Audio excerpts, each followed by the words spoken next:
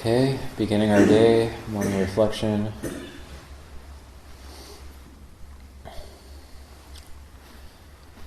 I feel quite tired, but it's quite good. We did a very active last 2 days at 3 Jewels, going to look after Metika and clean up this place that'll be offered as a monastery upon her passing.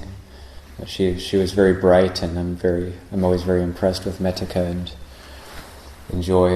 we enjoy tea times together, and my parents also joined in and offered meals, and it's always fun to just see her sitting in that chair and telling stories and laughing at the ridiculousness of existence. And she's definitely had a very hard life, but also an amazing life when you think back on it. And in cleaning her place, it was like discovering things like her high school diploma and just a person's life. You're actually learning about a person's life when you do a full-on cleaning on their house, because she can't move around so easily anymore.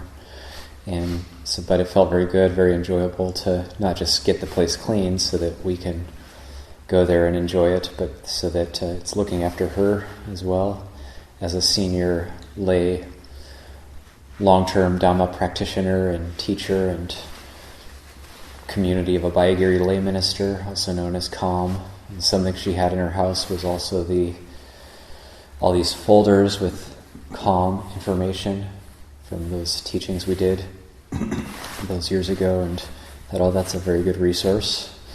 And it was all just very, very good, very enjoyable, very nice to see.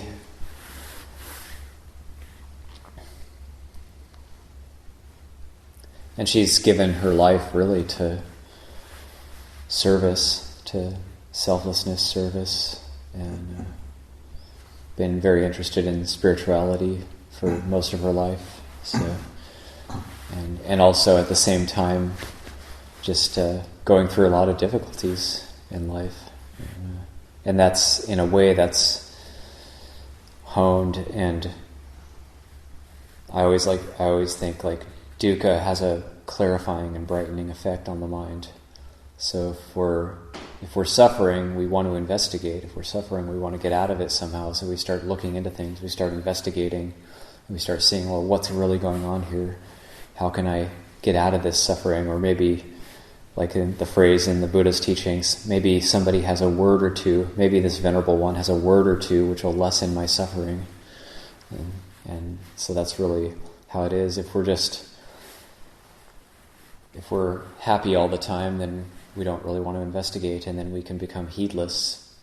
So suffering can have a brightening effect on the mind and the heart.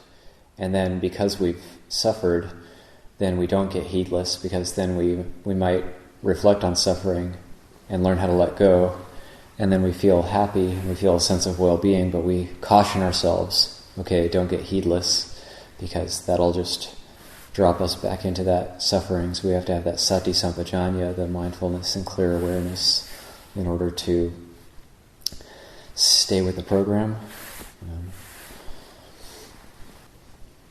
I'll do that for reflections.